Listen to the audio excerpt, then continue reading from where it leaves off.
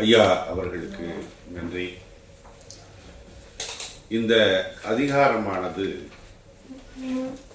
முக்கியமாக வர்ணாசிரம அதிகாரத்திற்கு எதிரான அதிகாரம் இது.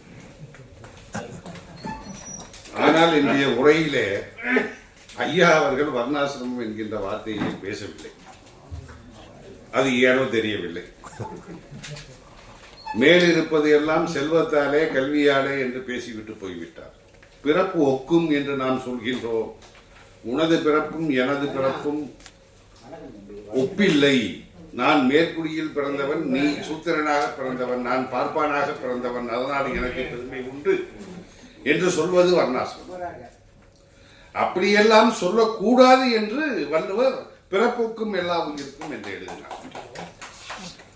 ஆக இந்த அதிகாரம் என்பது வர்ணாசிரம அதிகாரத்திற்கு எதிரான ஒரு அதிகாரம். அன்றைக்கு ஆரியப்படை கடந்த நெடுஞ்செழியன் நமது தமிழர்களின் கல்விக் கொள்கையை அறிவிக்கும் போது சொன்னார்,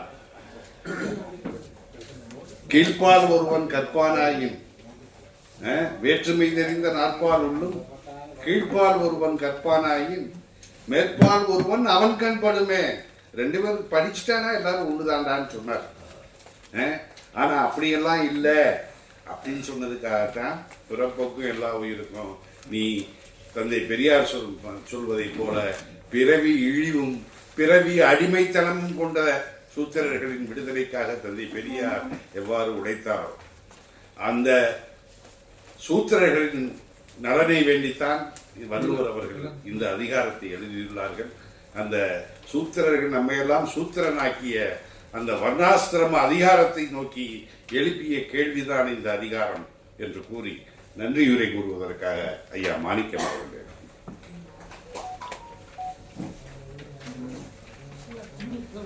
அனைவருக்கும் வணக்கம். இன்று புதுமை இலக்கிய சென்றிலும் 1103வது நிகழ்வு. இந்த நிகழ்வில்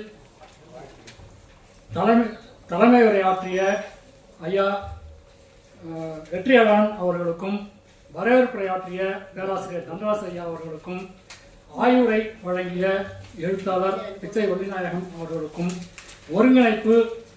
சிறப்பாக ஒருங்கிணைத்து இந்த கூட்டத்தை நடத்திய ஐயா செல்வ மீனாட்சந்திரன் அவர்களுக்கும், இங்கு வந்திருந்து சிறப்பித்த உங்கள் அனைவருக்கும் புதுமை இலக்கிய தந்தையின் சார்பாக நன்றியை தெரிவித்துக் கொள்கிறேன். இந்த ஐயா நல்ல சிறப்பான வரவேற்புரை. அடுத்து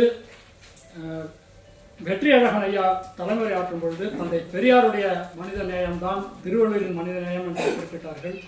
திருக்குறளை நாம் பெற்றிருக்கும் பெருமையை விட வேறு என்ன பெருமை நமக்கு வேண்டும் என்று குறிப்பிட்டார்கள். அப்புறம் நெருநல் உணர்வுடன் இன்றில்லை என்னும் பெருமை உலர்த்தி உள்ளது என்ற குரலை பற்றி நல்ல விளக்கமாக எடுத்துரைத்தார்கள். திருக்குறளால் நம் நாட்டுக்கு பெருமை, தந்தை பெரியாருக்கு பெருமை, பெரியார் திடலுக்கு பெருமை, புதுமை இலக்கிய தென்றலுக்கு பெருமை, இங்கு வந்திருக்கும் எல்லோருக்கும், இந்த நாட்டில் உள்ள அனைவருக்குமே பெருமை என்று குறிப்பிட்டார்கள். மிகவும் அருமையான தலைமை உரை.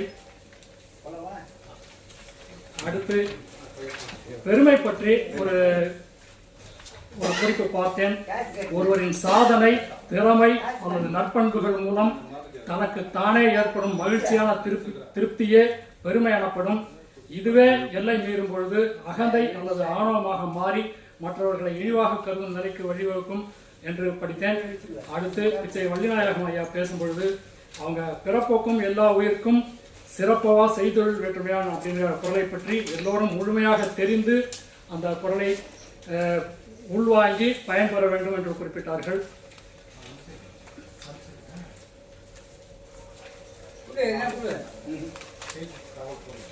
அடுத்து அவங்க தான் பணிபுரிந்த கல்லூரியில் 10 வருடம் பணிபுரிந்த ஒரு கல்லூரியில் வேலை பார்த்த ஏழுமலை என்பவரை பற்றி குறிப்பிட்டார்கள்.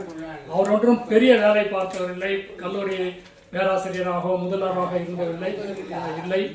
ஆனால் அவர் ஒரு தோட்டக்கலை நிபுணர். அந்த கல்லூரியை பராமரித்த விதம் பற்றி குறிப்பிட்டு அதற்காகவே அந்த கல்லூரியில் உள்ள அனைவரும் அவர் பெயரை குறிப்பிட்டார்கள். அவர் கல்லூரியிலிருந்து ஓய்வு பெற்ற பின்னும் அவரை பற்றி பேசிக் கொண்டிருக்கிறார்கள் என்று குறிப்பிட்டார்கள். அப்புறம் கேரளாவில் பெருமை மிகுந்தவர்கள் ரொம்ப கொண்டாடுகிறார்கள் என்று குறிப்பிட்டார்கள். பெருமிதத்திற்கு இட்டு செல்லும் என்று குறிப்பிட்டார்கள். இன்னும் மிகவும் சிறப்பான இந்த ஆய்வுரை நிறைய தகவல்கள் அவங்க உரையில் இருந்தது. எல்லாத்தையும் தொகுக்க முடியவில்லை. மிகவும் சிறப்பாக அவர்கள் பேசியது மிகுந்த மகிழ்ச்சியை தந்தது. இங்கு வந்திருந்த அனைவருக்கும் நன்றி. வணக்கம்.